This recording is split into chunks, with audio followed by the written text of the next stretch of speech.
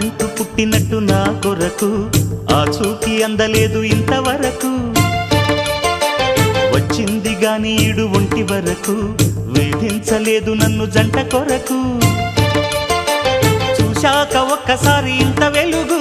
నా వంక రాను అంది కంటి కునుకు ఈ అల్లరి గారడి